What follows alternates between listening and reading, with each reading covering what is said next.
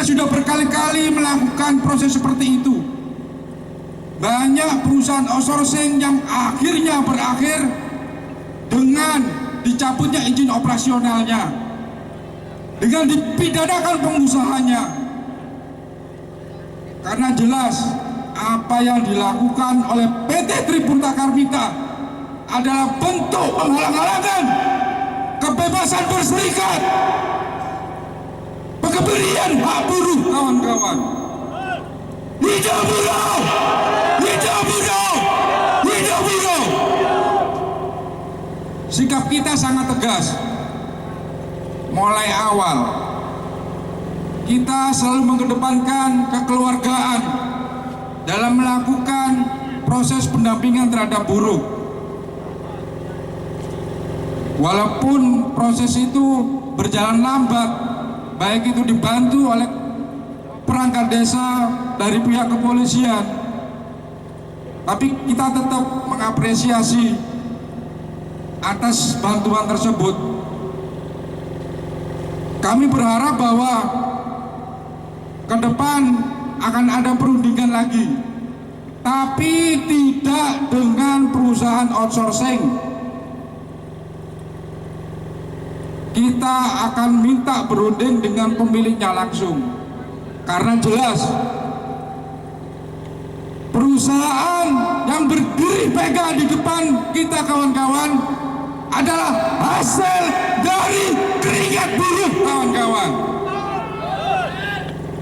Seharusnya buruh yang punya kontribusi penuh dalam membangun perusahaan selama 6 tahun terakhir harusnya diapresiasi dengan baik. Lah kok malah nyeluk perusahaan outsourcing maupun perusahaan.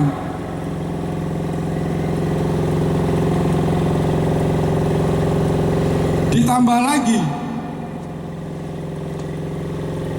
penyerapan tenaga kerja yang seharusnya menjadi kesepakatan antara pihak perangkat desa dan juga perusahaan. Seharusnya perusahaan menyerap tenaga kerja minimal 60% dari warga sekitar sebagai bentuk kompensasi ketika perusahaan melakukan pencemaran nama baik, pencemaran lingkungan, kawan-kawan, maksud saya. Sebagai kompensasi terhadap gangguan dari warga, dalam artian ketika ada truk besar lewat di jalan, warga juga akan terganggu karena getarannya.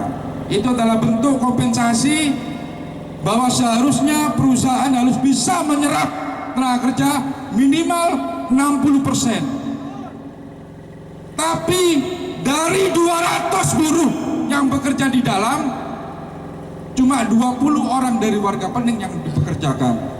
Iku ayo ono sing dipedhot. Nah, berarti kan sudah jelas kita tarik garis merahnya bahwa cikal bakal awal dari kegaduhan ini adalah ketika perusahaan Triyuda mendatangkan perusahaan outsourcing. Maka dari itu tujuan kita jelas. Kenapa kita melaporkan kepada pihak Disnaker Provinsi terkait pelanggaran ketenagakerjaan yang dilakukan oleh PT Tripurta Karmita yang ada di Tuban? Karena konflik kita tidak dengan PT Triyuda. Konflik kita dengan perusahaan outsourcing yang melakukan pengebirian hak buruh.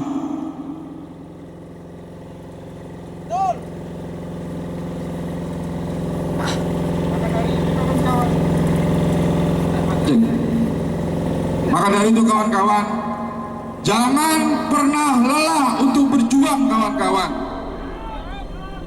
Ingat, nasib suatu kaum tidak akan bisa berubah ketika kaum itu tidak merubahnya sendiri, kawan-kawan.